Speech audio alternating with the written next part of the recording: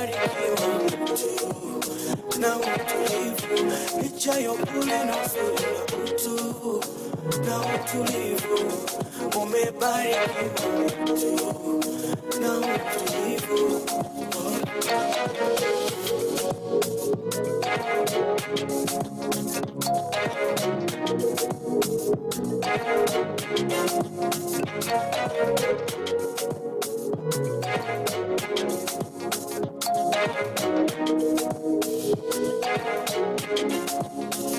Siku zote maumivu yapo kutufunza, tukipata furaha jinsi gani ya kuitunza. Huko nyuma hukumu zilishanikumba, kama tusakung'ang'ania upendo sipopendwa. Nilifosi kujificha kule, kumbe chakalangu ni hapa. Sasa napewa amani, penzi yasio na mipaka. Yes, msikilizaji, nam. Habari gani msikilizaji popote ulipo? Na mambo vipi kijana wa Afrika Mashariki yote? Mimi naamini mko super kabisa na mmeamka salama kabisa. Mimi hapa ndani ya studio niko bomba kabisa msikilizaji, na unanisikiliza moja kwa moja MCI Radio Kampala Uganda, na hapa ndio Changamka na Vijana, tayari kumekucha kabisa. Na msikilizaji, siko mwenyewe hapa, niko na Dalek. Yo, what's up people listening in from East Africa? This is Changamka Na Vijana, and we're very excited and delighted to be with you, and you're tuned in from wherever you're tuned in, and make sure you follow up the conversation. Habari zenyu. Okay, msikilizaji, umemsikiliza, huyo ni Daleka, ambaye ni naweza kusema ni msaidizi mwenzangu katika kipindi hiki cha Changamka Na Vijana. Na msikilizaji, huko ndo mimi Glory Jolly katika kipindi hiki, na naamini kabisa msikilizaji utakwenda kuchangamka zaidi, maana siku leo ndani ya studio niko na wageni bomba kabisa ambao watakwenda kutujuza mengi zaidi, na all the way from Kenya. Na unajua Kenya nini kinachoendelea. So siku leo tutakwenda kusikiliza mengi, na ni vijana walio bomba kabisa. Na msikilizaji, kushiriki nasi unaweza kutufollow kwenye ukurasa wa Facebook MCI Radio UG, Twitter MCI Radio UG, Instagram, as well we on YouTube.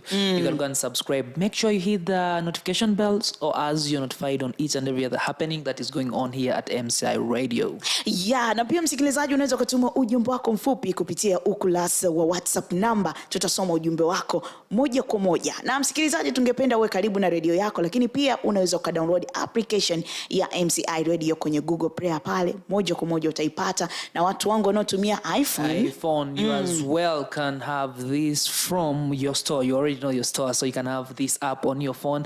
Make sure you're with us. You can move with us wherever you're going. If you're going to the village, make sure you have that app. You will be able to listen to us, and we'll be able to digest the Kenya election with us, as we have our beautiful guests in the building. We're going to be discussing and chit-chatting about the Kenya elections. Yeah, msikilizaji, unajua niko na Dalek anajaribu kuputa Kiingereza kidogo kusaidia watu wangu Uganda waweze kuelewa nini kinachoendelea pia. Na hapa msikilizaji, nimekuambia ninao wageni, niwape fursa kuwakaribisha rasmi katika kipindi hiki cha Changamka Na Vijana. Jamani, karibuni sana. Asante, shukuru. Okay. Sijui nianze na yupi sasa? Nianze na la professeur. Sijui nitaanza na nani? Sijui nianze na sina haja ya kutambulisha majina yao, napenda waweze kujitambulisha wao. Ngoja nianze na upande wangu huko. Karibu. Habari yako msikilizaji, jina yangu ni Boni Kimani, mwanafunzi katika chuo kikuu cha Makerere. Mimi ni Mkenya na pia kiongozi katika chama cha UDA ambacho kinaongozwa na Dr. William Samoei Ruto. Okay, it's too hot. Yes, nimpe fursa mwingine hapa aweze kujitambulisha. Karibu. Asante. Jina ni Amston Mogona. Pia ni mwanafunzi katika chuo kikuu cha Makerere. Na ni kiongozi katika chama ya Azimio inayoongozwa na Baba Raila Amolo Odinga. Hey guys, mambo vile yako vile yanaendelea Kenya. Yanaendelea Kenya. That's really amazing. Yeah. So Dalek, we have two people different here. Different people. Until the bat has been between Raila and Ruto. So the two R's are already in the building represented. Yes. Yeah. Msikilizaji, hapa ninao mataifa makuu mawili. Ninayo la William Ruto, ninayo la Raila Odinga pia. Sasa hawa ni vijana wanakwenda kutufafanulia kidogo zaidi mada iliyoko mezani. Msikilizaji, tunauliza hivi, ni nini kitafuata Kenya baada ya uchaguzi? As we know, a lot of media are talking about election, voting in Kenya, but what is next after there? Basically, what we're trying to dissect today, and with our beautiful guests in the building, we want to discuss post-elections. After the election, what are we going to see in the youths? What are their manifestation? Are they going to manifest in the youths? Are going to be pro-youths, or they're going to be engaging the youths? Basically, we're discussing the post-election and basically focusing and putting our attention to the youths. Okay, when I come back to who? Najaribu kugusa majina yenu ili nisiweze kukosea. When I come back to Mogona, eh? Yes, Mogona. When I come back to you, and ulikuwa safarini. Umefika leo. Oh my God. Wow. You're most welcome in Uganda. You know, guys, this is really amazing. Yeah. We thank you. You're from Kenya. You haven't get time to rest. Already you're here in Changamka Na Vijana. Nirudi kwa Boni. Naona unanitazama, nadhani unafikiria nitaanzia wapi. Yes. Nikianza kwa Boni, ninalo ambao kuna maswali tunayo mengi ambayo tunatamani kufahamu, hasa nyie viongozi. Maana nyie tayari ni viongozi. Na kuwa viongozi na maana kuna vitu ambavyo mnaweza kusaidia either vijana wanaotusikiliza sasa hivi, either kuguswa au pia kuchukua hatua na pia kuhamasishwa zaidi. Nikiangalia katika mambo ya uchaguzi Kenya unaoendelea sasa hivi, watu wanapiga kula, wengine wameshamaliza, lakini kuna maeneo ambayo bado hayajamalizika, na pia tunasikiliza vyombo vya habari vingi vinatoa taarifa idadi ya kula, nini kinachoendelea. Nikirudi sasa kwako, ningependa kuuliza kwa nini vijana wengi wanaposhiriki katika kampeni, lakini wakija upigaji wa kula vijana wanapungua? Ningependa kujibu hilo. Kwanza kabisa, wakati wa usajili kama wapiga kura, vijana takriban milioni 4 kulingana na idadi ambayo imetolewa na IEBC, na hawakwenda kuchukua kura. Wako na wamefikisha umri wa kupiga kura, wako na vitambulisho, lakini hawakuchukua. Lakini ikifika ni wakati wa kampeni, unaona wao ndio wengi pale, kwa sababu wanataka kupata kitu kutoka kwa wale wanasiasa. Kuna ile hela wanasiasa wanatoa. So wakipata hilo, ikifika ni wakati wa kupiga kura hakuna. Kwa mfano ningependa kuongea kuhusu Profesa Wajakoya. Wajakoya amekuwa na umati mkubwa sana wa vijana ambao wamekuwa wakimfuata kwa sababu ya manifesto yake. Sijui nyoka, sijui bangi, sijui nini. Sasa vijana wanakuwa wamechangamka, wanamfuata wengi. Lakini kuja kupiga kura hawapatikani. Ndio. Yeah. Okay. Kwa hiyo ina maana chanzo kikubwa kuna mambo ya pesa. Mshiko. Ni Kenya tunahitaji hela. Mimi zani kuna neno jingine mnatumia. Maana nakumbuka kuna Mkenya mmoja aliniambia neno fulani wanapenda sana kutumia la mtaani kwa bali ya mapesa. Sasa nikajua labda kuna neno la tofauti. Nirudi kwako, labda wewe unaliongeleaje hili? Ukiongea mambo ya vijana. Vijana tulipoona vijana milioni 4 wakupiga kura. Yes. Na shida kubwa ni pesa. Unaona viongozi wenye ambao wanaulizia kura. Shida wanapata ama shida wanaleta katika vijana, wanafika ile siku ya kupiga kura. Kama anajua vijana fulani ama asilimia fulani wanapea kiongozi fulani, mimi huyu kiongozi wa upinzani anakuja na pesa hiyo siku ya kwenda kupiga kura, kama ni leo kesho ni kupiga kura, anakuja na wapatia pesa. Hao vijana wanaenda wananunua pombe, wanaenda wananunua vinywaji, wanakunywa. Hiyo siku ya kupiga kura vijana hawapo. Ni kupiga nduru hapa nje, hapigi kura. Shida tunapata. Okay. Kama hiyo ni shida, nyie kama vijana ambao ni viongozi, je, ni mbinu hipi mnazitumia sasa hivi kuhamasisha vijana kutokujikita katika kuchangia kupata labda ela pesa ili kuchochea tu, lakini wasifanye ile haki yao, kwa sababu haki ya mwananchi katika nchi pia ni kupiga kura. Sasa kama nyie ni vijana ambao pia viongozi, je, mnafanya nini? Hasa nirudi upande wako afu nitarudi tena kwake. Kwangu mimi kama kiongozi ambaye anaongoza wa Kenya katika chuo kikuu cha Makerere, nimefanya jukumu langu. Kwa sababu katika usajili wa kupiga kura, nilijaribu venye ningeweza kupata hera kutoka mahali tofauti na tukahakikisha kwamba wanafunzi wamesafirishwa mpaka embassy kwenda kuchukua kura. Wow. Wakati wa uchaguzi pia tumefanya hilo. Ndio. Kisha kila mwanafunzi ambaye tulipeleka kuregister ameenda kupiga kura yake. Wow. Tukwambia mwanafunzi enda kupigia huyu ama huyu, tuliwapeleka tu ili wa exercise their civic rights. Okay. And basically my question, I think I will first run it to you to help the Ugandans. Basically the previous question was why are we seeing a lot of young people turning up for campaigns and yet on the voting day they're nowhere to be seen? And my question to you is the politics of bribing young people going to end in East Africa generally, as we've seen in Kenya? Because most youths have turned up in large numbers on campaigns. They're making a lot of noise, but on voting day, they're not there. Do you think, where is this politics of bribing young people going to lead us? And does that necessarily mean that when they're given money, when these people that give them money come out to be elected, will they work with these youths since they're already corrupted from the beginning? And how will they fight corruption among the young people? Unajua, ile swali ni nzuri sana. Okay. Nimelipenda. Unajua, ukiangalia, nimependa ndugu yangu, kuja kwako, nimependa ndugu yangu vile amesema. Ndio. Ni mtu wa UDA. Okay. Na ni kiongozi Kumbe hapa kuna kiongozi mdogo na mkubwa. Okay. Almost 2 months ago. Ndio. Amefanya kazi mzuri sana kwa mobilization. Basi mimi kwa kuwa sipo lakini napiga makofi. Ndio. Praise youths kwenda embassy kupiga kura. Ndio. I'm happy. Alisaidia vijana wakaenda kupiga kura. Lakini vile ulikuwa unaangalia results, baba ndiye alishinda kutoka Uganda. Natumai uliona. Baba ameshinda, lakini kuna mambo ambayo Okay. I didn't know. Hivi ni kweli. Alifanya kazi mzuri sana Okay, baba ndo ameshinda hapa nchini Uganda. Kutoka Uganda kwa diaspora ni kweli. Baba ameshinda. Lakini kilichojiri ni kwamba mimi jukumu langu nilifanya kupeleka wanafunzi pale. Lakini mwanafunzi pale akifika pale, mimi sina hela. Akifika pale apewe 100,000 ya Uganda. Kura anapeana tu. Ambao walikuwa wanapeana pesa. Ni watu wa UDA, watu wa Ruto. Kweli? Wamekuwa in various meetings. It's almost 3 months ago. They have been mobilizing youths. I was even part of the team. That was because they found me out. Wakanitoa wakaona mtu ni wazimio. Siri zinafichuliwa Muulize AJ secrets. You have only attended 2 meetings.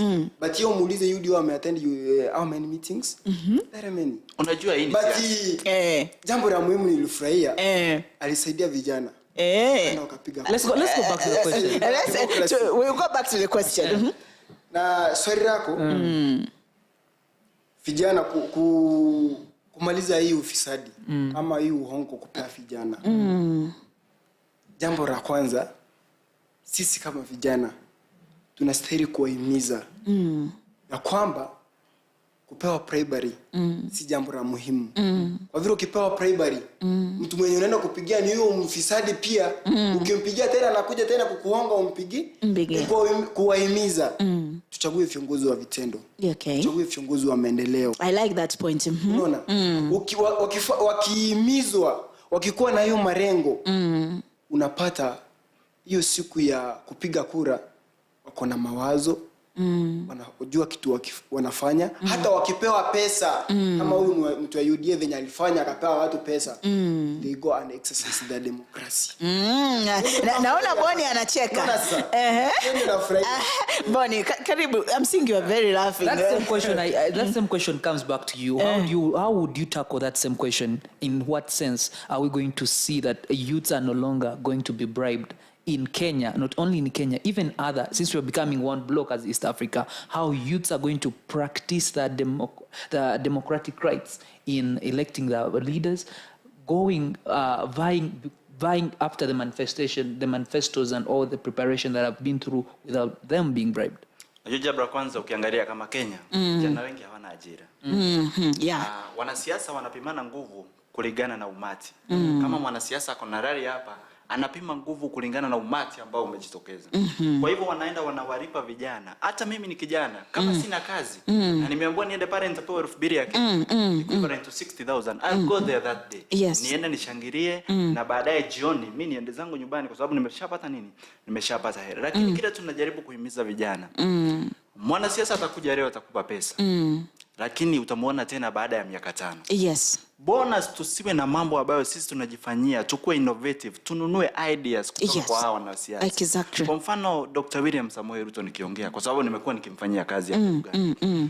Yeye ni mtu ambaye ukiangalia manifesto yake, the practicability of the manifesto inaonekana kabisa. Hii yenye anatuambia ya kwamba vijana kuna hera ambayo atatoa ambayo itafikia vijana waweze kujikuza wao wenyewe. Yes. Anataka anze pale chini. Mimi kama ni kijana, siku hizi kazi za ofisi hazipatikani hivi. Sio rahisi. Lakini kama amekuja pale amenipea mashine ya kutengeneza nguo, hiyo itaweza kunisaidia kuliko ule mtu mwenye anakuambia atakupa 6,000 kwa mwezi. Kwa sababu ukiangalia Right Honorable Raila Odinga anaambia vijana atawapea 6,000. Mimi nikipewa 6,000 kama kijana, vijana wengi wanatumia madawa, vijana wengi ni walevi. Akipewa hiyo 6,000 itamsaidia na nini? Siku chacha kadhaa anaenda tu kuona mabesti anasherehekea, pesa inaisha. Lakini ukinipea kitu ambayo ama unifungulia biashara ambayo nitaweza kuimudu mimi mwenyewe, itaweza kunisaidia kuendelea mbele. Kwa hivyo vijana, wanasiasa, achaneni na hera dogo. I think nataka kuongeza jambo fulani. Nimefurahia anaongea juu ya pesa. Ukiangalia Kenyan politics. Mtu ambaye anaonga watu na ambaye ana hera ni Dr. William Samoei Ruto. Amefanyia hera yake kazi. Ukiangalia unajua Raila Amolo Odinga hajakuwa kiongozi. But aliwahi kuwa kiongozi. Aliwahi kuwa kiongozi. Naibu waziri. Ni kitambo. Ni kitambo. But ukiangalia saa hii nani kiongozi wetu? Who was our deputy president? It's William Samoei Ruto. Unaona? Mambo ambayo alikuwa ametuambia atafanya, hakuyatimiza. Sasa saa hii amekuja, anaonga watu pesa. Jukumu la deputy president. Unajua ukiangalia Kenyan politics, vizuri sana. William Samoei Ruto kama akienda kwa campaign, he must send to people like 1 week area. They read the ground with money. Are you speaking with facts? I'm speaking with facts. Okay. Yeah, I'm speaking because I was in Kenya. Umekuwa Uganda hapa. Umeenda Kenya kupiga uchaguzi. Haya mambo yamejulia wapi? Mimi nakwambia nimekuwa huyu amekuanga Uganda. In fact hata huyu they have been sponsored. Wamekuwa wakipewa pesa hapa Uganda in various meetings, unaona? Wamekuwa hata ukifuatilia hata kweli ama kweli. Naongea kwanza Kenya. Ongea Kenya. Maana vitu ambavyo tuliambiwa na Dr. Samoei Ruto as our deputy president akusitimiza. Unaona? Sasa can you cite out those things that Dr. William Ruto promised young people akutimiza that he did not do? Kuna vitu mingi alituambia. Alituambia is going to give free laptops. Okay. Bwana mwenza nimedanganya? Naweza pena kujibu. Kwanza nataka nimedanganya. Sema mambo ya laptop. Lakini Lakini kila kitu inakuwa procedure. Yes. Sasa kitu ya kwanza yenye umefanya ni kuhakikisha kila mwananchi ana stima. Utatumiaje laptop bila stima? Yes. Sasa kitu ya kwanza umefanya it is power. Nakwambia ukweli. Huyu anaongea stima. Watu hawana stima. Sehemu gani? Ukiangalia kuna masehemu, ukiangalia kwenda sehemu za Turkana. Ukiangalia kwenda sehemu za Marsabit, watu wananga stima. Umefika huko. But niko na mandugu zangu wanatoka Turkana, hata tunaweza waambia, wanakuambia mahali stima iko ni town. But kwenda vijijini stima haiko. Lakini wanasema eti kwanza alitaka kuweka stima, alitupromise laptops, hakutimiza. Unaona? There's something he said about stadiums, 6 stadiums, sijui nini, hakutimiza. But akapewa pesa. Unajua ukiangalia the problem which came between Dr. Samoei Ruto na president wetu Uhuru Kenyatta, it's about projects. William Samoei Ruto kama naibu wa rais alipewa some projects manage. Unaona? Akapewa hera. Hakutimiza. Akaenda akafanya ufisadi wake, akachukua hizo Hizo ndio pesa ya meza hizo miradi hakuifanya. I think Kenya wako na judicial system Kenya inafanya. Bribery and corruption, I know you fight corruption like any other country. If at all, I've been hearing during the campaigns, Ruto and Raila throwing at each other tantrums of, we're all corrupt, we are ending the dynasty politics in Kenya, you've been corrupt, you've been in the government, what have you done for us? Wasn't the judicial system eyeing on this corruption, and weren't they pinning Ruto for this corruption, if at all you're claiming to be? No, we have been having some cases that have been presented to courts concerning Dr. William Samoei Ruto ya ameiba. Lakini hakuna mwenye akona evidence. Anawaambia kama mnasema mimi ni mfisadi, nendeni kwa koti, mpresent kesi yenu, I will substantiate. And another thing to add on, maybe to make it for me what I know. Kwamba ukitazama wanasiasa wote all over the world, watu huwa wanakuja na things they're gonna do. But remember, kuna vitu vitafanyika, the other thing they want, they may take process. Because there is step by step to fulfill that thing. That's what I know. Kwa sababu tunaangalia viongozi ambao walikuwa ni mashujaa. Tunaangalia hata Uhuru Kenyatta. Kuna vitu vingi pia aliahidi. Kuna vitu anamaliza sasa hivi. He haven't fulfilled them, but he have tried his all best to do it. And another thing, remember, siku zote kwa viongozi anaikuja kusema, hata wewe unaweza kuwa kiongozi. Then you say, me I want to do this and this. Na pesa in case ukaipata, ukakuta kuna issue imetokea ni nzito. There you need to support it quickly as possible. You're going to lift that thing. So kwangu mimi sioni that is maybe a big deal on that. But kuna vitu vingi either wameandaa. Maybe Raila nani William Ruto alisema atafanya, maybe hakufanya wakati alifanya baadhi ya vitu. Still halijitahidi as a human being, because what I know in Africa, these things hakufanya kazi yoyote. Okay, haya nikirudi kwa Raila Odinga, maybe kuna vitu sasa hivi amevitaja kwamba is going to do them, but I'm telling you 100% he won't do all of them at once. Atafanya baadhi ya vitu ambavyo ameahidi, maybe akiwa rais this time. Anaenda nyumbani wakati wake umeisha. Guys, unajua nasema anaenda nyumbani. Nakwambia ukweli. Later is going to be okay, and msikilizaji nadhani unajiuliza nini kinachoendelea hapa ndani ya Changamka na Vijana. It's getting hot because we have one who is supporting Ruto and another one is supporting Raila Odinga. So my dear, it's too hot here.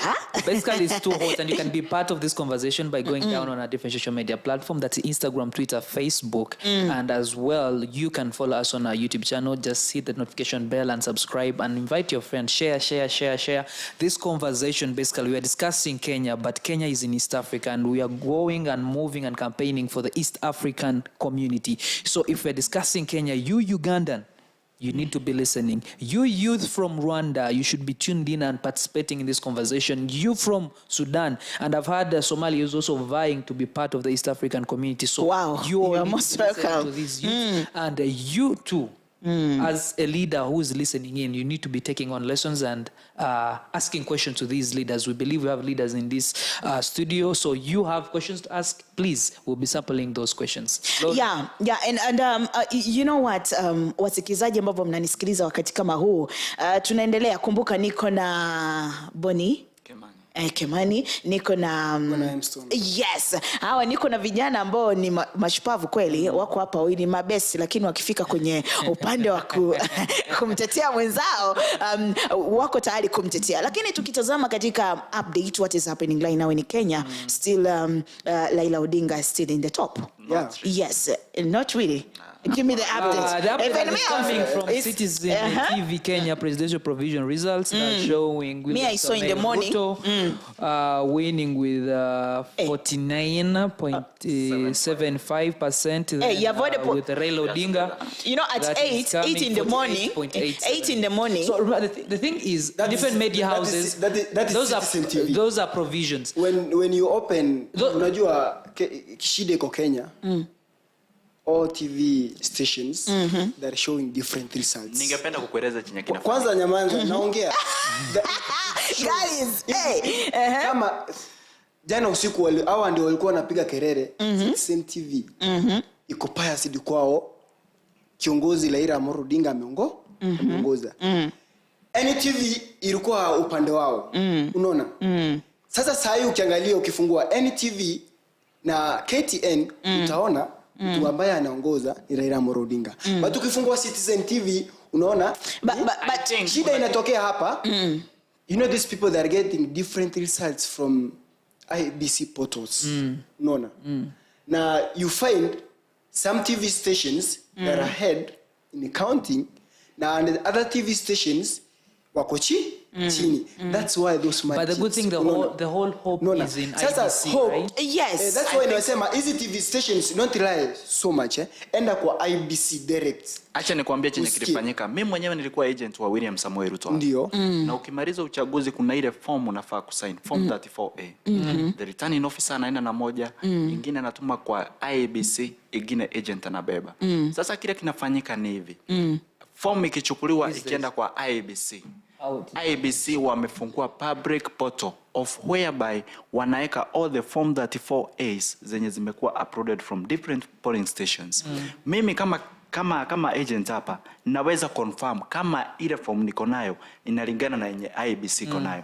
Na chairman wa IBC jana wa Fred Chebukati amesema ya kwamba form zenye ziko kwa portal ya IBC, those are the ones they are going to use. So what we are doing, we have private people who are doing the tally. Na ndio maana unaona kama Citizen jana walikuwa wanachukua matokeo kutoka kwenye Raila akona kura mingi kwanza, wengine wanachukua kwenye Ruto akona kura mingi. Ndio maana unapata kuna differences katika tally ya kura zenye zinaingia. Yes, because me on my side, was it early in the morning today? I check was Raila Odinga was at the top, but when we keep going, tunavozidi kusikiliza, when we keep getting results, we keep someone is at the top. Is it William Ruto later on? But this time is William Ruto is at the top. All of us, I hope, should be in IBC because they're the five. Yes, IBC. Hey guys. Jana hata ukiangalia wa Fred Chebukati aliongea jana, some TV stations unapata they are supposed to be 89% at the moment. Aliwaambia jana hivyo. But unapata wengine wako nyuma kidogo, wengine wako mbele kidogo. Huyu ndugu yangu akiongea about form 34B, form 34A, nimefurahia sana. Unajua hawa shida wako nayo. They rush in making conclusions or making but still Kenyans, almost of them they're like that. Unajua kama jana walikuwa wametupatia uoga sana.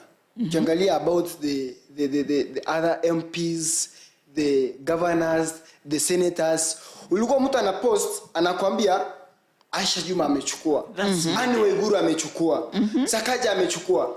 But at the moment ukiangalia the results when it's coming out, unapata is a different story. So we are not believing in them. We are waiting the final results from IBC. But even if you are waiting the final results, IBC yesterday when it announced, Baba was the reading person. So we are waiting today again. Wakienda ku announce tuone nani ameshinda. I think if you follow the giver press after every 3 hours mimi sifuati rumors, nafuata kitu IBC nasema. Just to guide us, let me read a statement from IBC. Media freedom is vital in a democratic society. Journalists have the right to freedom of expression. Yeah. So they were responding to concerns of different Kenyans. This is IBC. From different Kenyans who are like, oh, media houses, why are they telling and why are they giving us different... They're causing that panic, eh? Okay, go for TV. NTV is doing this. KTN is doing this. Citizen is doing this. So up to now. Because the ABC has given us... But let's speak to... let's go back to the motion. Let's speak to the manifestos that Raila Odinga had and Ruto had to the youths. How is the Ruto manifestation going to help you as a leader develop your leadership skill, but as well aid other young millions of Kenyans who have no jobs to get jobs? Yeah, I want to respond that. One, I'm a youth in diaspora, and we know the challenges that happen in the diaspora countries, especially here in Uganda, whereby we have very many students who are studying here, very many young people who have come to this side to look for jobs. Dr. William Samoei Ruto stated it clear that he's going to give a budget of 50 billion Kenya shillings, of which that money will be used to bring up these young people who are doing some small businesses, those young people who have some small circles, ili waweze kujikuza. Kwa sababu economy ya Kenya saa hii imedhoofika sana kutokana na COVID-19. So what he's saying, if I'm a young person, I can be able to access, and I'm a Kenyan, above 18 years, I can be able to access the loan from the bank, any bank. I can be able to access the loan, and I start up a small business that will be able to help me and bring me up. Again, he came up with the issue of the Ministry of Diaspora, whereby sasa hapa hivi kama Uganda, Wakenya wanafunzi ambao wanasomea Uganda, tumekuwa na mashida mingi sana kwa sababu embassy yetu they don't care about students, and I can boldly Yes, and another thing to add on, you I've been hearing rumors about it. I've been asking several Kenyan students. I asked them this one. I ask, do your embassy maybe supporting you? Most of the Kenya have been telling, but I've never get the Leo. Like Leo information about, but I've had some students mentioning that maybe, I don't know. I'm a Kenyan student, President Makerere University Kenyan Students Association. Yes. And I'm saying this categorical clear when I'm at MCI Radio, and I know what I'm saying. We went there sometime to solicit for help, and what they told us that the embassy doesn't have a kit for the students. Students are suffering in Uganda. Lakini hawezi tokea kusaidia wanafunzi. Okay. So we are praying that William Samoei Ruto wins, and at least we get a person through the Ministry of Diaspora, whereby we have a Department of Education. Through that, wanafunzi ambao wenye wanasomea hapa Uganda, Tanzania, and all over the world, wataweza kusaidika. Lakini ukiangalia kama manifesto ya baba, mwenye anasema ya kwamba atapea vijana 6,000 kama nilivyosema awali. 6,000 haiwezi kusaidia kwa sasa hivi. 6,000 is just like 180,000 Kenyan money. If somebody gives you that per month, how will it help you? Huna chakula, huna marazi, huna nini. Ni hata heri huyu mtu mwenye anakuja na kununulia sherehani, ni ile machini ya kutengeneza nguo. Anakupea blow dry, those things for doing the blow dry. Anakufungulia kinyozi yako. At least itaweza kukusaidia leo, kesho na kesho kutwa. Lakini 6,000 utatumia wiki moja tu na iweze kuisha. Kwa hivyo tunafaa tugeje na manifesto. Okay, I like the way you answered, but for you as a leader in Association of Students in Kenya, at Kenya Association in Makerere, if you saw that problem which is you're facing right now at embassy, for so far, what have you done to make a change? Because maybe it has been happening for so long. So for you, what are the steps that you have started to do, and it's maybe helping a little bit in some ways, because maybe there is a reason behind. Maybe what have you so far done? I'm personally 3 months in the office. I have not taken long, but what I have personally done is trying to engage those people, the alumni of Makerere University. We have been trying to look for Professor Anyang Nyong'o, who was a student at Makerere University, Okay. and also a guild president for that case. We have been trying to look for those people so that they can come up and help us, not only with the students of Makerere University, but also the other students who are studying in Uganda. Okay. So that's what we are trying to do at the moment. Okay, I believe. Some questions. Okay, goes back to you. The campaign. Niuliza swali. Ndugu yangu Boni. Naam. Umesema Guys. Dr. William Samoei Ruto anaenda kutupatia hizo bursaries and loan. Amekuwa kiongozi. There is a battle here. Si ndio? Kwa miaka ngapi? Miaka 10. Ukiangalia wakati wa Kibaki na wakati wa Raila Amolo Odinga, students used to get loan. They used to be given help from Kenya. They never used to have any challenge in the embassy. No. But ukiangalia uongozi wa William Samoei Ruto na Uhuru Kenyatta, they stopped giving students loan. Naweza penda kukujibu. Jamanza kwanza niongee. Ningekupatia wakati wako. Nimekupatia kwa muda ili uweze kuongea.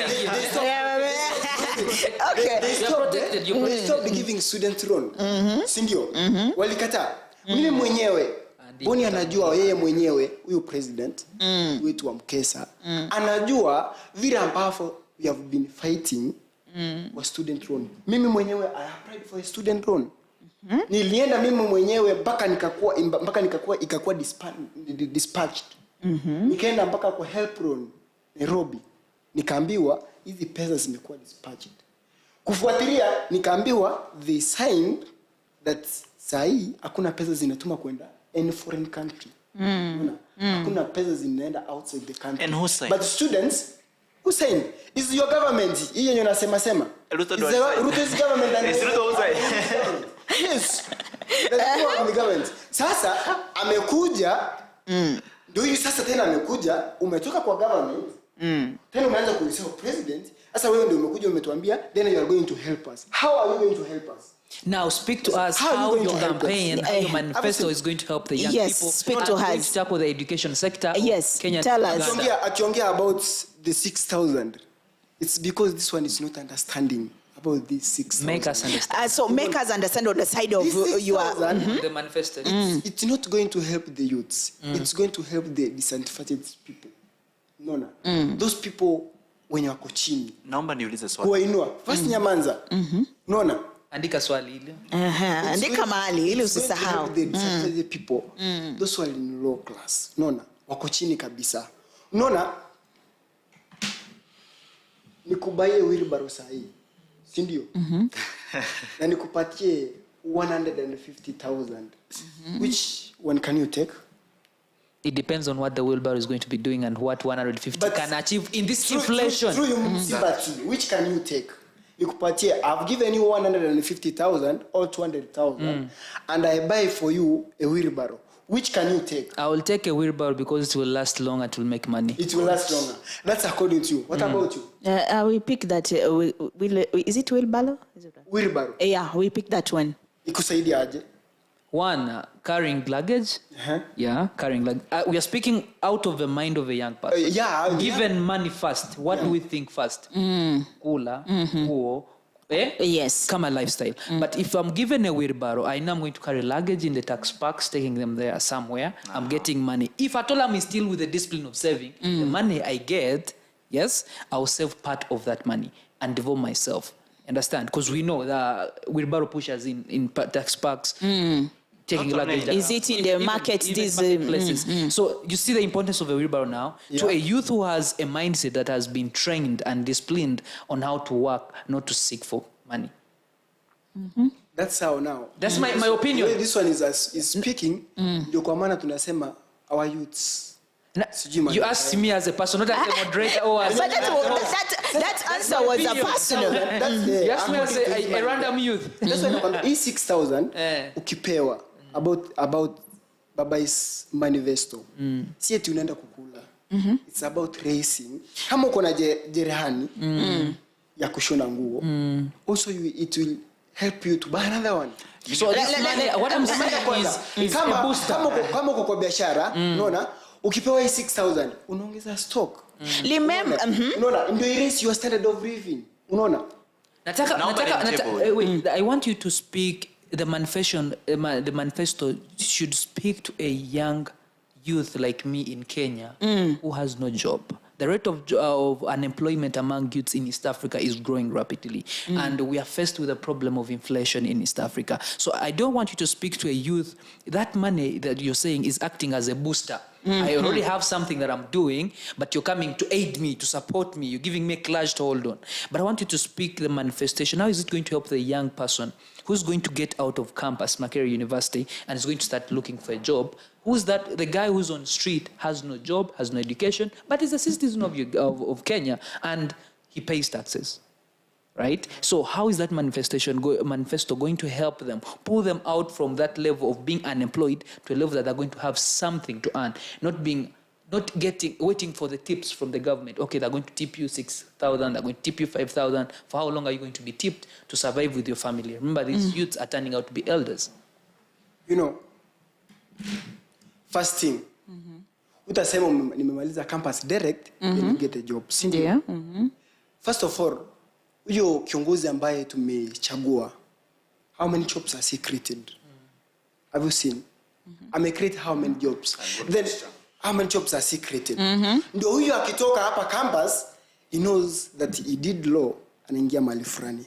He did education, anaingia mahali fulani. Si ndio? And that is the thing Baba is looking at. Nona. That's why he's coming with empowering youths. Unaona?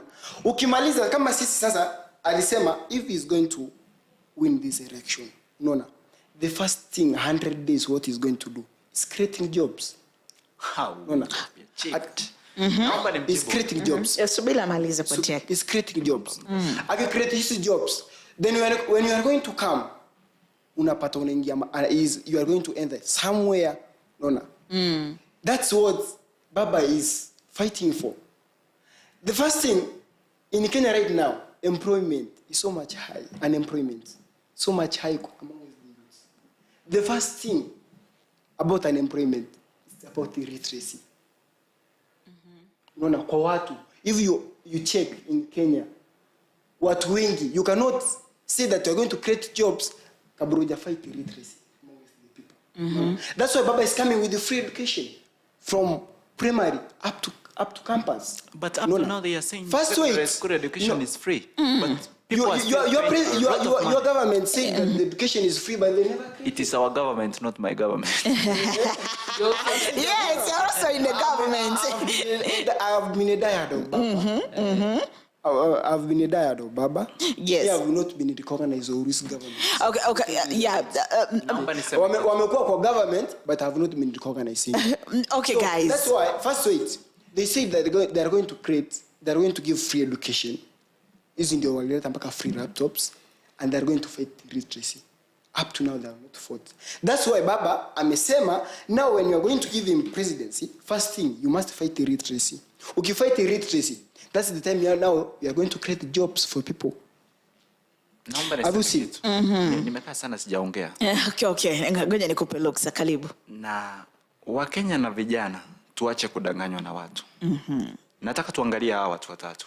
Kuna Uhuru Kenyatta, kuna Raila Odinga, na kuna Gideon Moi ambaye ameanguka vizuri sana na tunafurahia hilo. Okay. Wamekuwa viongozi. Wazazi wao pia wamekuwa viongozi. Raila Odinga amezaliwa kwa familia ya Oginga Odinga ambaye alikuwa rafiki yake Jomo Kenyatta. Uweze kuniambia huyo mtu amelelewa hajui shida ni kusema nini. Mtoto amezaliwa amepata Mercedes Benz hapo. Amepata Rolls Royce hapo. Haizi kuelewa shida ni nini. Ndio maana William Ruto anasema hustlers. Tuko na William Ruto hapa ambaye amelelewa na amejua shida ni kusema nini. Ameanza kama muuzaji wa kuku, ameuza kuku kwa wakati mwingi sana. Na baadaye akakuja kibahati tu, unajua Mungu naye anafanya mambo kivyake. Akakuwa kiongozi na akaingia katika siasa. Na akakuwa amebobea sana katika siasa. Mpaka sasa tunatarajia atatangazwa kama mshindi. Ningependa ameniambia ati wanapewa 6,000 ya Kenya. Sasa hivi ningependa kukueleza kwamba Kenya kuna wale watu wamefikisha umri fulani 70 years I think wanafaa kuwa wanapata 2,000 per month if you are above the age of 70 years. Na serikali yenyewe 65 years. Na serikali yenyewe hawajaweza kutimiza hiyo. Unasikia watu na ni idadi dogo tu. Unasikia watu na ni wengi sana hawajaweza kupata ile hela kwa miezi kama 3, miezi 4, na ni idadi dogo sana ya watu ambao wako katika hiyo bracket ya 65 years and above. Hawa watu milioni 6 watapata wapi that 6 million? Does it make sense? It's not even logic. But how can you give them money you've rooted the country? Okay, umechukua pesa zote, Ukiangalia katika serikali ya Uhuru Kenyatta. How can you give those Goja. Okay. Goja, tulia. The deputy president has rooted the country. Amechukua kila kitu. Tulia nikueleze. Unapetea watu pesa hadi. Msikilizaji unajua msikilizaji kama unatusikiliza tuko na Boni, tuko na Ogona. So tunakuta mambo ni mengi na kila mmoja anajaribu kutetea nafasi yake na eneo la kumtetea baba yake. Mwingine wa Raila William Ruto, mwingine wa Raila Odinga anajaribu kutetea. Lakini msikilizaji kumbuka pia muda hauturuhusu sana, lakini tungeendelea. Unajua mambo ya siasa yameingiwa na mambo mengi sana. Namuona Boni kuna mengi anataka ayaseme, lakini namuona hapa mwenzangu anataka aongee mengi. Lakini nikisema hayo yote, hebu ningependa tuliweke hilo pembeni kwanza. Nirudi kwenye swali jingine ambalo ningependa kukupa kulieleza ili uwape kuelezea wasikilizaji wanaotusikiliza wakati kama huu. Swali jingine kwa nataka kuuliza, nirudi kwako. wewe uko katika upande wa William Ruto, ningetaka kufahamu what are the structure do you have to improve the young readers in Kenya? Or is it going to be a habit of the readers to say you are the leaders of tomorrow, but they don't provide space for the young, passionate readers to exercise what lies in them? Wow, I would like to answer that.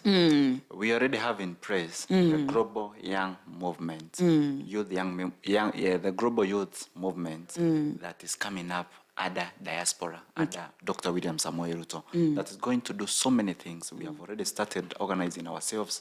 We have already started putting structures in place to see that the movement becomes strong. That's the movement that we have been using. It was launched back in the year 2020. Na ndo tumekuwa tukitumia hata sasa wakati mwenye tunafanya siasa na Dr. William Ruto. So we already have that in place, the global young people movement that is working in its function. Okay, I come back to you on the side of Laila Odinga. You, which structure? Are the youth? You answer the same question I've asked him. Mimi, you know, there's something wamekuja nayo. Wamesema about the youth empowerment. Yes. Ukiangalia, what you are going to do, first thing is about organizing. Tuseme, you come, unakuja na your organization is like, how can I put it in, kukuwa na chama, unaona? It's like kama hawa, kama sisi sasa wa Kenya, tukapa Uganda. When we have that unit, that solidarity, yes, what are you going to come up with? As that, kama president wetu, what structure, what thing are you going to put in place? Mukue supposed da mpe pesa mukuje na project fulani. Those are the things Raila is fighting for.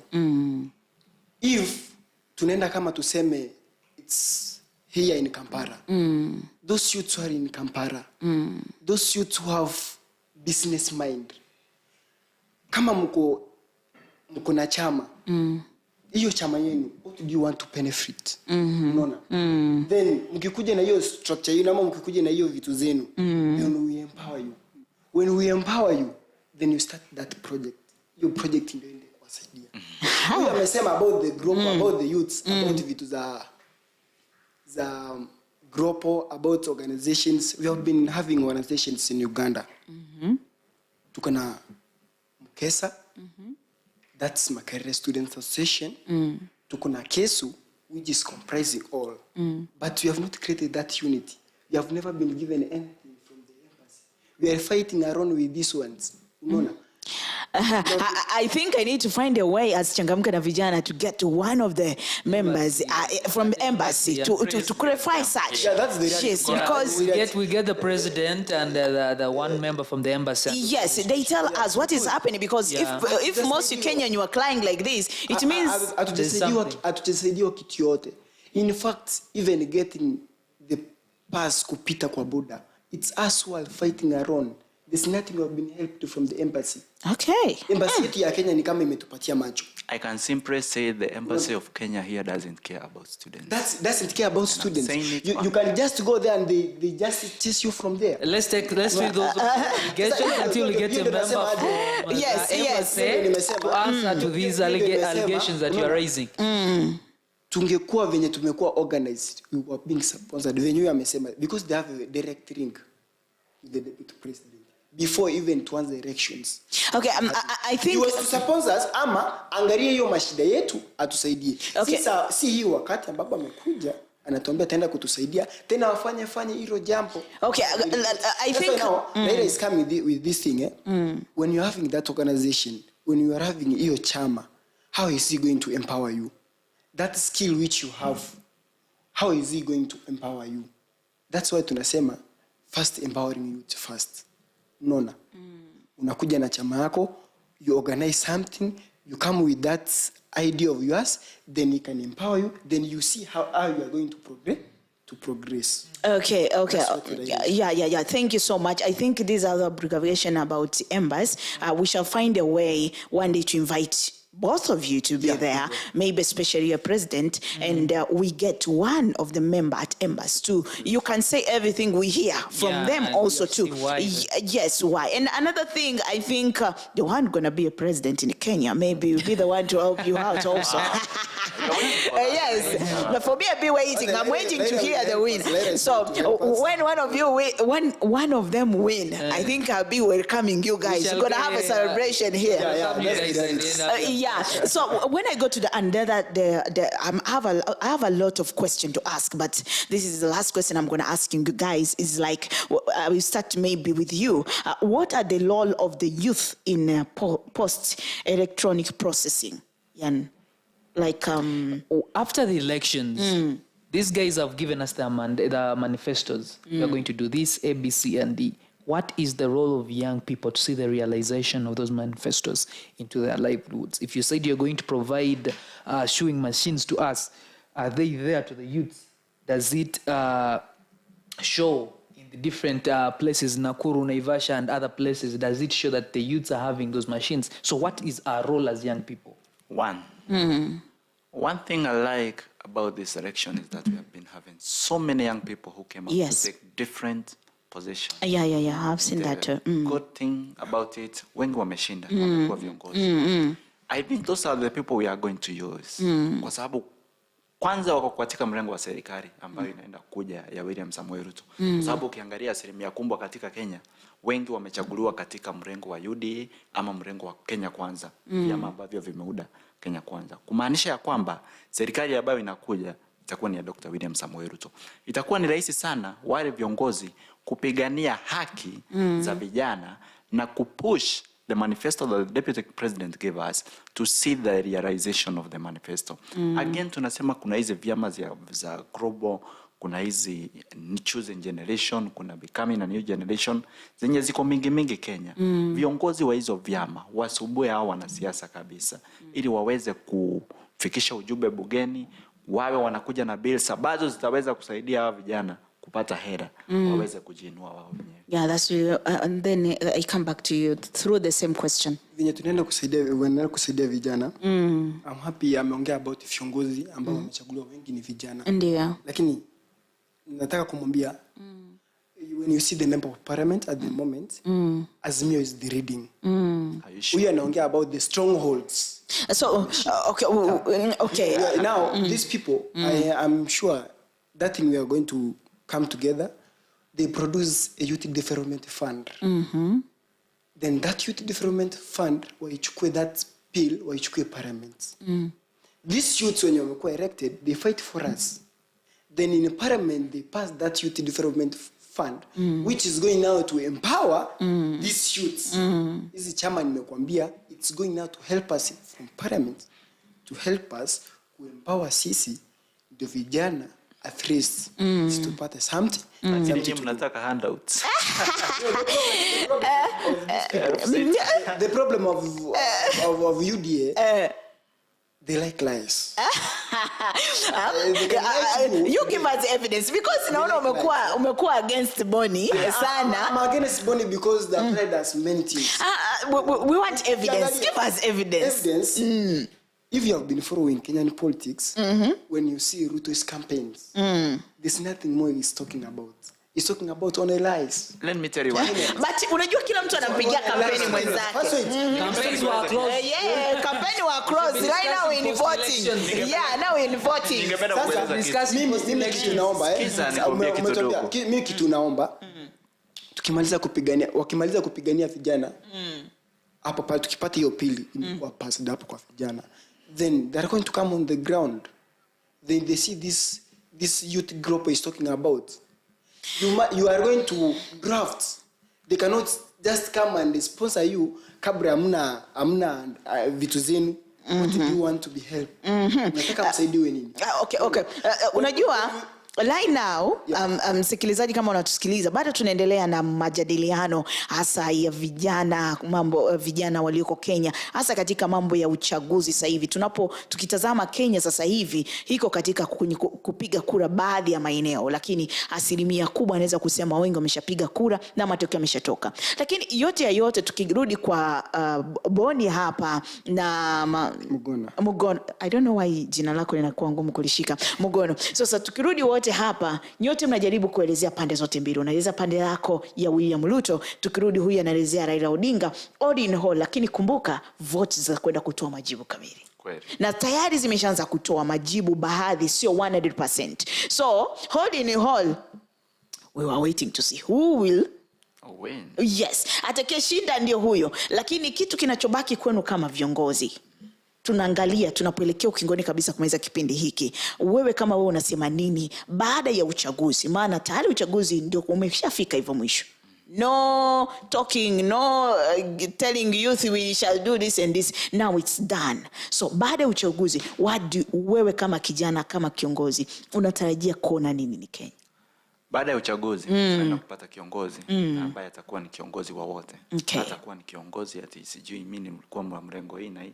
Hakuna mwenye atagawanisha. Atakuwa ni kiongozi wa wote. Okay. Wenye walimsupport na wenye hawakumsupport. Kwa hivyo tunaomba tumuunge mkono aweze kupeleka Kenya mbele. Yes. La pili ambalo tunatarajia kuona ni ile unity kati ya Wakenya. Yes. Campaign watu wameambiana maneno, maneno.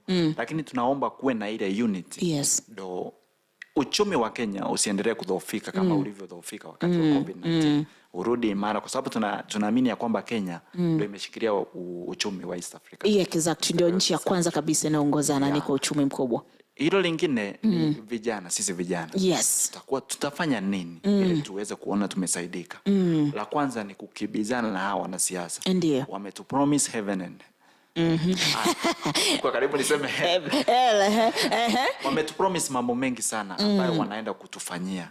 Wasipofanya tunafaa tukibizane na wao na kuwe na muda. At least in Kenya it's very easy to impeach a person yes. who has been voted in. It's very easy to have those bills. So if they don't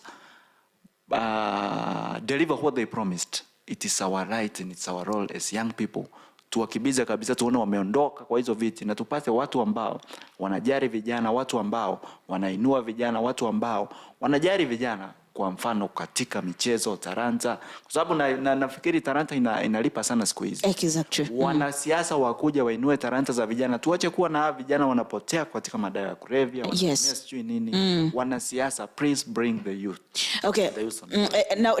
Kabla sijarudi kwako, nimalizie swali tu la mwisho kutoka kwako. Wewe kama kiongozi wa Kenya Association Makereni here in Uganda, wewe baada ya uchaguzi, haya ametoka mtu mmoja kuwa rais, wewe unatarajia nini kufanya nini katika association yako kuwasaidia Wakenya walioko Uganda hapa? One thing I'll do, if William Ruto happens to be the president, I have a direct link. I can access. Na asipokuwa?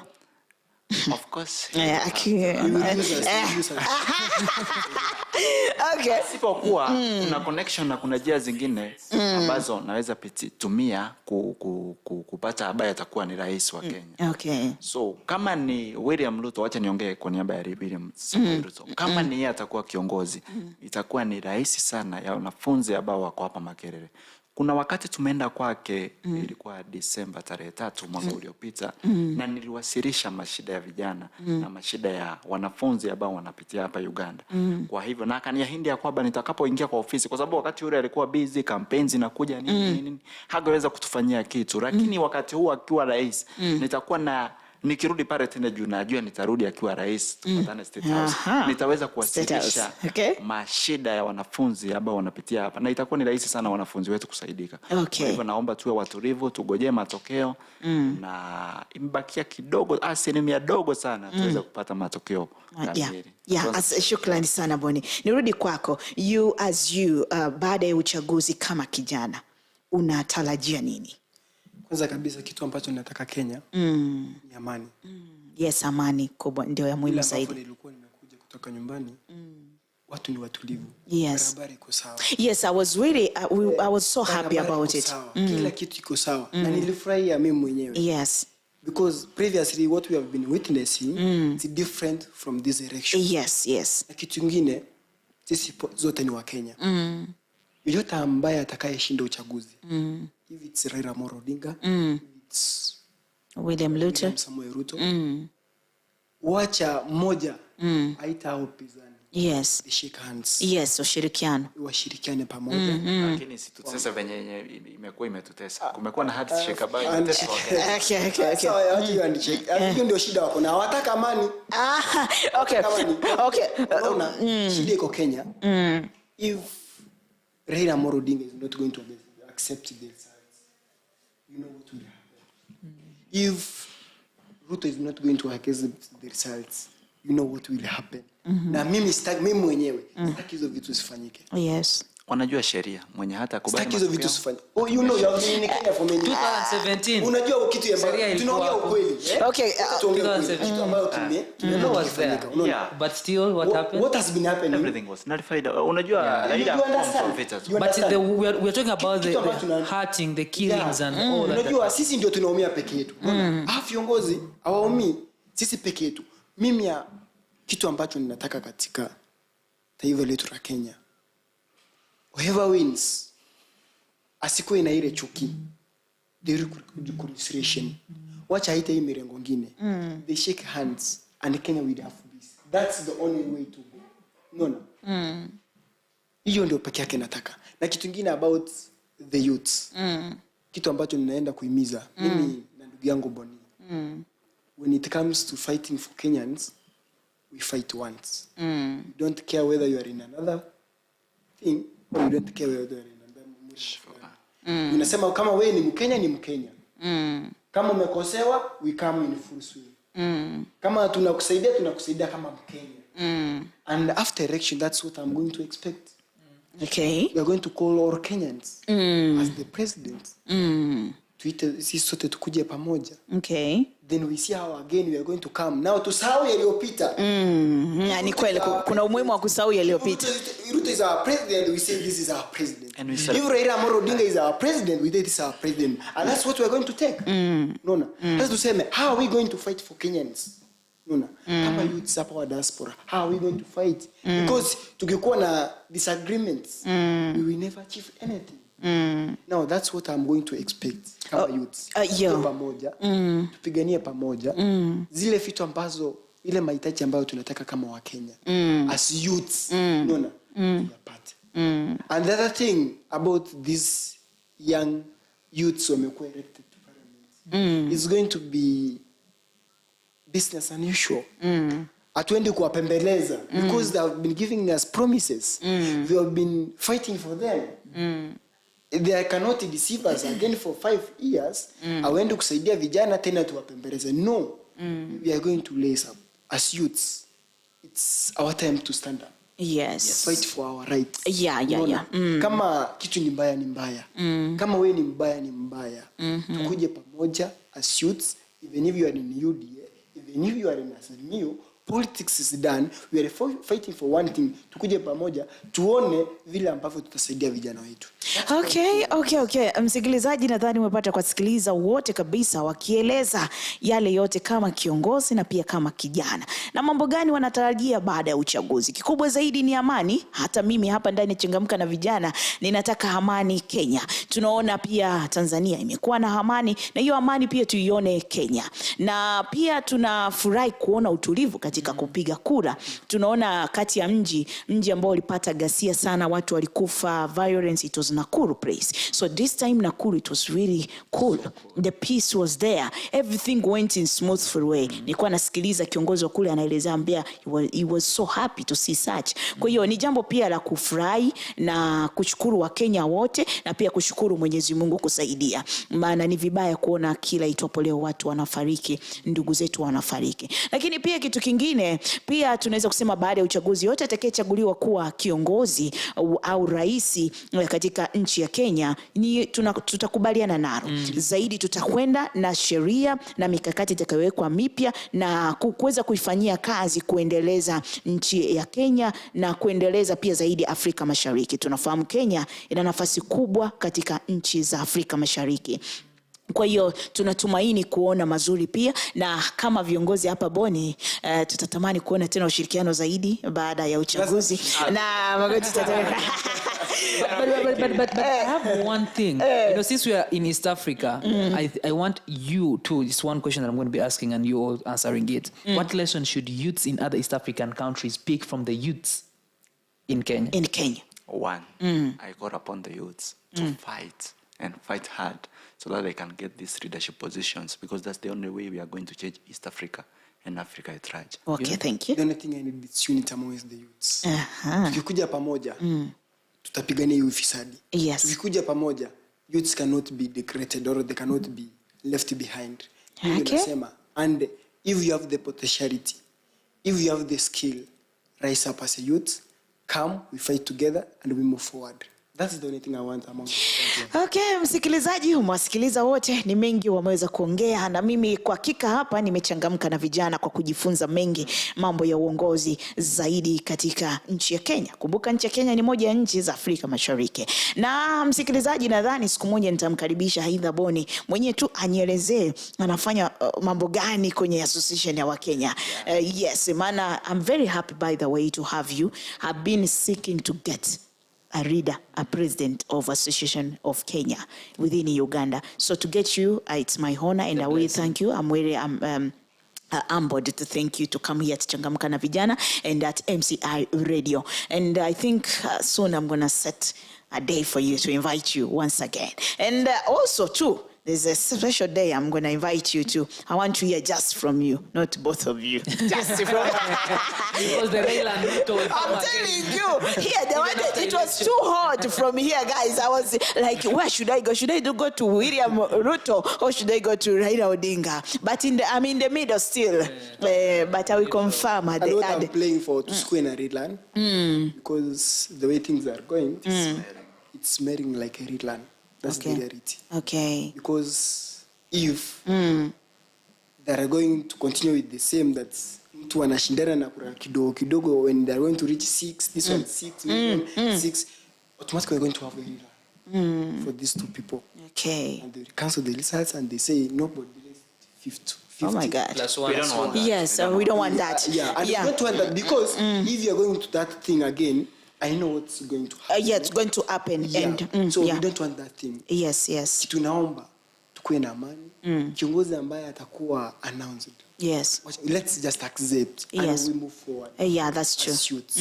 Because we are here. If we are going to have disagreements among the youths, hatutakaa na ile amani yoyote. Ama we can't not have that idea ya pamoja kama youths. What I'm playing for, yote ambaye atachukua, as youths tukuje pamoja, as youths of East Africa tukuje pamoja, then we fight for one common goal. Yeah. Thank you so much, guys. Dalek, ebu tuage wasikilizaji, and then Ivata mimi East Africa, thank you so much for listening in. And this is Changamka Na Vijana. You can keep the conversation flowing even after here in studio. You can go down on our Twitter and let's keep talking East Africa. Let's keep on talking youths. Let's be part of these democratic processes because we are part of these nations. If we are giving taxes, then it means we are part and partial of each and every other process to see our liberties and our freedoms not stepped on. Yeah, guys, mimi hapa pia ndio tunafika tamati ya kipindi hiki Changamka Na Vijana. Hatuna la ziada, ndio vile tunavyokuaga. Lakini yote ya yote, hebu vijana tujikite katika uongozi, demokrasia pia, maana vijana ndio nguvu kazi tena ya sasa, si ya kesho. Kwa hiyo mimi naamini msikilizaji umeburudika kwa kusikiliza mahojiano mbalimbali ya uongozi, hasa vijana kutoka kule Kenya. Na mimi hapa ni Glory Jory na ulikuwa na Dalek, ulikuwa na Boni, ulikuwa na jina jingine linanipa changamoto. M-Stone. Yes, msikilizaji, hapa ndio tumefika tamati ya kipindi hiki tukisema bye bye, tukutane tena wakati mwingine kama huu.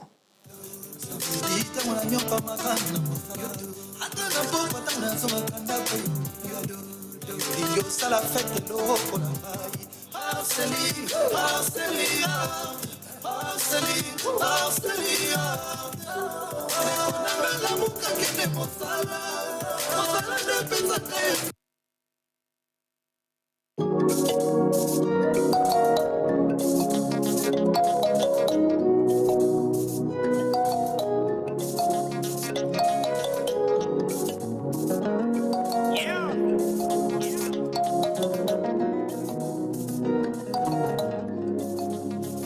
You sweet like a baby mama.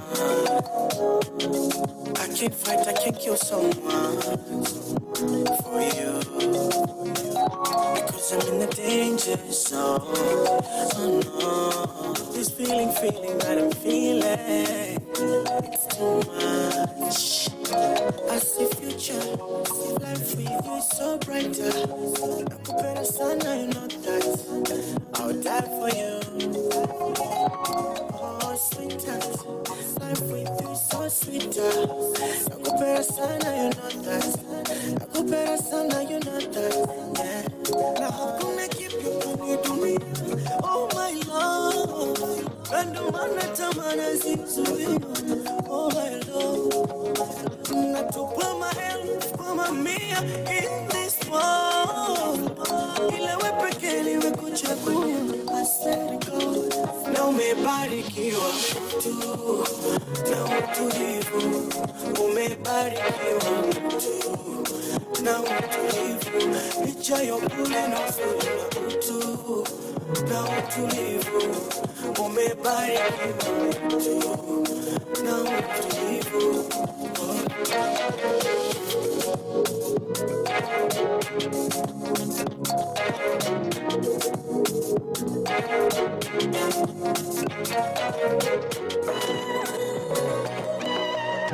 Genie X66.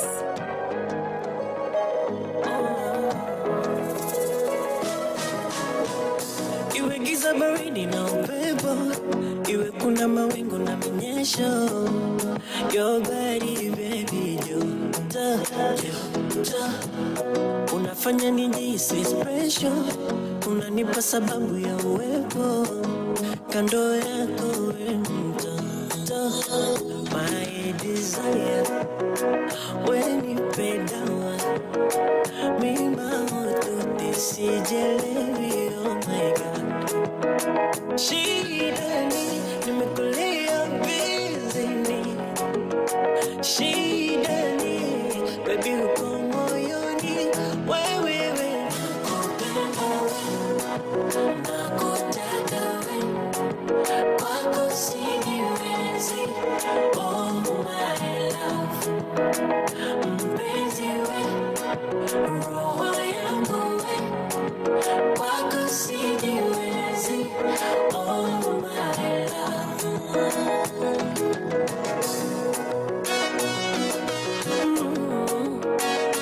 Oh na na na na, oh na na na na, ay, oh na na na na, oh na na na na,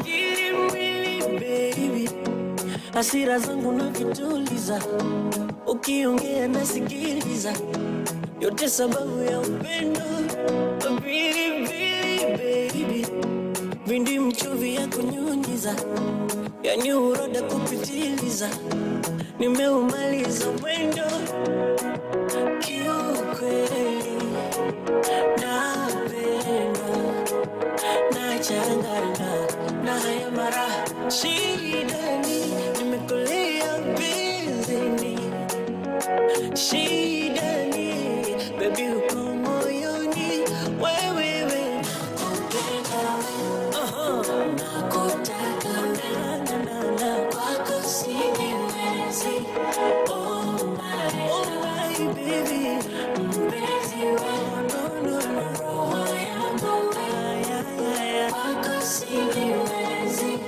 oh my love, oh na na.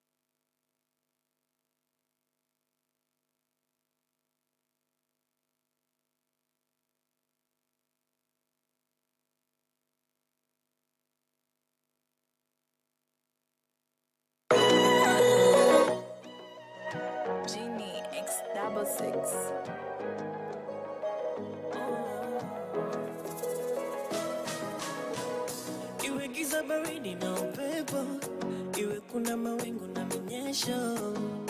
Your body baby joto, joto, unafanya nijihisi special, unanipa sababu ya uwepo kando yako we mtoto, my desire.